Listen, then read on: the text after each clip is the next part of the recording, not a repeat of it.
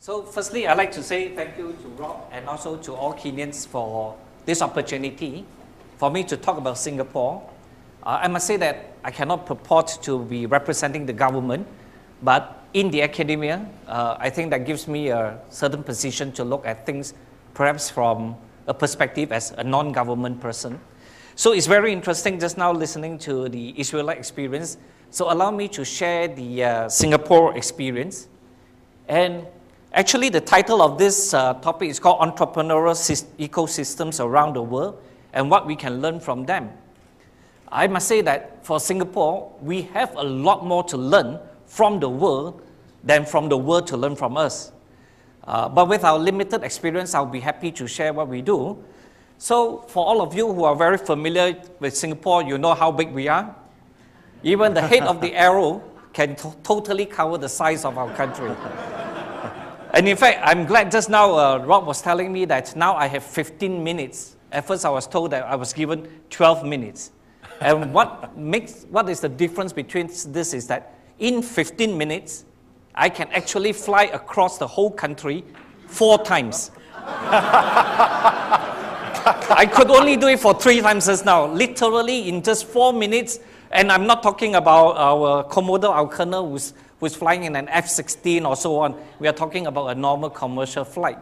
So just 4 minutes, and as what they say, anywhere that you start in Singapore, if you drive, please do not drive straight for more than 2 hours.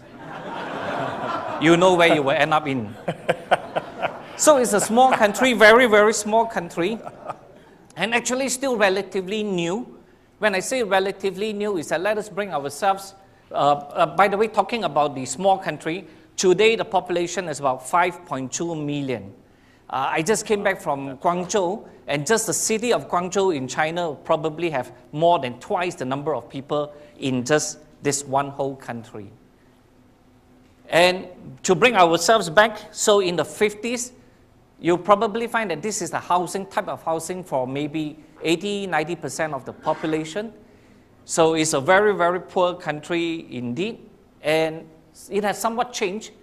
So today, well, we must say thank you to all our foreign friends, foreign investments. In fact, what you are seeing here are the buildings of Marina Bay Sands. So this is one of 2 casinos in Singapore. This building is owned by the Sands Group. And just the 2 casinos in Singapore earns almost the same revenue or almost the revenue that the whole Las Vegas Strip provides. And I guess maybe one of the things is yesterday one of the speakers was mentioning about luck. So we are lucky, maybe we are in a region where, you know, somehow there may be a lot of customers who like to visit casinos and so on. Okay. The chart here may not be in proportion, but within the last 60 years, the per capita GDP has increased by about 100 times. And of course, some of the questions that we may need to ask ourselves is, but how is that accomplished? As what Rob has mentioned just now, Singapore literally does not have any other resource except for its location and a deep water port. And of course, the most important of all, as what Norm has mentioned yesterday, is people. And also the constant, the continuous drive through this sustainability loop, always constantly changing. So that's why I think you will understand why I have become like a Kojak in that sense, in terms of the amount of hair that I've left. By the way, with all due respect, I do notice that I do have quite a few brothers in this audience. Actually, I was very disappointed with when I begin to see more of the skin on top of my head, until somebody said that the person above is not quite fair. He only makes a few perfect hits, and those that are imperfect, he covered with hair. So just to move on, so there is always this drive through this continuous sustainability loop. And so the country, maybe let me just go back to this. Just now we were talking about crisis. In fact, the first crisis that the country faced was in 1967, when the British Armed Forces decided to withdraw east of the Suez Canal. And can you imagine, it's not a big armed forces in Singapore in 1967, but that alone contributed 20% to the economy. Wow. And that was a crisis. And if you are a country that's perpetually have a sense of crisis, there's always this very strong motivation to continually drive yourself to succeed, at least to survive, if not to be outstanding. So I think that may give the background as to why there is always this move. And the other thing is that, bear in mind, the educational levels of Singaporeans are generally low, contrary to expectations. As of today, if you were to check the Google, you will find that only about 66 to 67% of the population has an education of high school and above. So generally, but if you were to compare back to the 60s, then that would be a very, very dismal figure. When my father went to high school, it was a big achievement. When I talked to a Japanese friend, he said that his grandfather is already a professor with a PhD. So you can see the contrast in the situation in the 60s at that time. But of course, the question is, but how does the country manage to grow as very quickly? I think there's a realization, being a very small country is important.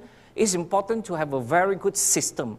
It's important to have a system that everybody trusts, especially from the overseas countries, the overseas investors. So if we were to talk about innovation, I think Singapore probably does pretty well in terms of systems innovation. Not so much in terms of technological innovations, although there are moves to do it today. So in terms of the industries, these were the industries that the country initially focused on. But there was a realization that with the changing economic landscape, these are fine, but we need to grow, we need to identify new areas, and so some new areas were identified. For example, in terms of biomedical sciences, in terms of the environmental and water technologies, as well as in terms of interactive and digital media. Now, this is quite interesting. These are the areas that the National Planning Committee have identified. And guess what? In my university, so we have a strategic plan, we call it the NTU 2015 plan. You will see quite a similarity, there's an alignment. Without any specific directive, there is always this taking the cue from the top leadership, what is identified as important areas. So the university itself, for example, focus on these areas. So you will see a close alignment. As I mentioned, there isn't a directive as such. But because it's such a small country, almost every top civil servant and almost every top businessman know each other, work very, very closely with each other. I mean, they meet each other so often. In a land area of no more than 740 square kilometers, there's a high chance of bumping into each other. Okay. And what happened was that in 2008 and 2009, the country faced a bad economic situation. So for 2008, I think the economic growth rate was 1.5%, and 2009, it was 0.8%. Of course, being a small country is very susceptible to the external environment. And in 2010, when things got better, the GDP rate was 14.5%. But 2008 and 2009 was like a crisis point for the government to decide that they should form an economic review committee to look at the future direction of Singapore. So apart from identifying sectors, economic sectors to focus on, so three broad areas were identified by this committee comprising academics, government officials, business people from all sectors, is as representative as possible. So three broad priorities. One is to boost skills in every job. Why? Because in a small country of just 5 million, every single body counts. Every body, in whichever level. So at the individual level, the thrust was to boost skills. And then at the company level is to deepen capabilities. And what does that entail? That entails, one, is keep on attracting the multinational companies to come. So today, from Europe, from Japan, from America, in this small, tiny country, there are more than 7,000 multinational companies operating in there. And if you add multinational companies from India and from China, it's more than 10,000. And that is very, very important because by having the multinational companies coming in, there's what you may call a transfer of technology as well, transfer of knowledge as well, in addition to raising the foreign reserves and so on. So I think the multinational companies have helped Singapore a great deal. It is very much in the interest of the country to be hooked on to this international network, extremely important, if not for anything, at least also for security. And that's why with all these, the foreign reserves of the country is now the 10th largest in the world for such a country. Deepening of the capabilities not only involve the big multinational companies, now there is a move towards the mid-sized companies because there is a realization that there's a lot of value that one can find in mid-sized companies. Mid-sized companies tend to operate more in niche areas. They have certain specializations and they would have certain skills. And the last thrust, which is very important at the national level, is to make Singapore a truly global city. We know that Singaporeans by themselves are not dynamic enough, not skilled enough. So it's very important to bring in foreign talents. I think Norm yesterday mentioned about the importance of talents. So let me just quickly go through what is required or what are some of the things. I won't go through in too much details because I know my 15 minutes won't have a lot of time. But in order to do so that is the broad strategic thrust. So underlying that, there are more detailed operational measures to raise this. For example, what is very important realization is capabilities, education, and training.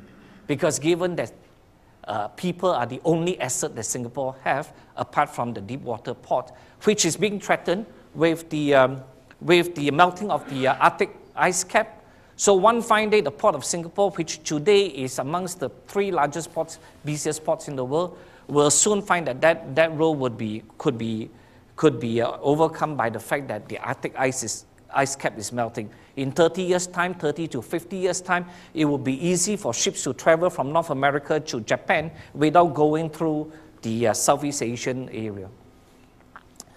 So another important thrust is to make innovation pervasive, which then means that a lot of expenditure will need to be incurred in trying to build up this base. So very importantly, there's a realization today that, for example, I think just now as was mentioned, integration is very, very important. I think that the universities, for example, are not working too closely with industry, and so there's going to be a thrust. A 5th university is being planned, and the 5th university, I think, will be focusing a lot more in these areas. And initially, incidentally, since I come from the university, just to let you know, we have 4 universities, 3 presidents. The presidents of 3 universities are all non-Singaporeans, just to demonstrate to what extent of how open the economy is in that sense. Okay. So attracting and developing talent for commercialization, enhancing the role, instilling of design thinking in the workforce. So these are things which we feel are very important because bearing in mind, when it comes to innovation, I would rate Singapore as still at the startup phase, not the established phase.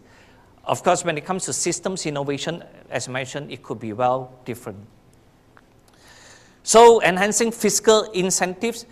So just an example of an innovation is that in Singapore, we do not have a welfare system. But what we do have is a workfare system. The government will be willing to subsidize only if you are willing to work, for example. Okay. And so 2 other things to mention. The other thing, as mentioned, is the deepening the capabilities. So there are also moves to try to scale the operations of local companies. A lot of incentives are given. Okay. And then, last but not least, is to try to make Singapore a distinctive global city. So what we do is that initially when Singaporeans leave the country, they were treated as if, quite negatively. But today, they are being embraced and they are being told, it's fine if you leave Singapore, if you become a citizen of another country, perfectly fine, but please still have a heart for the country. And also a lot of moves to try to attract foreign talents to the place. Okay. So just an example, just to show some pictures of what is happening to make the city a really livable city, is that there's always this continuous rejuvenation of old estates, building of new things, and so on. So if you come to Singapore, in fact, this month, they will open the Marina Bay Gardens, which is a new development. So thank you very much, and I'll be happy to answer any questions later on. So thank you. Great.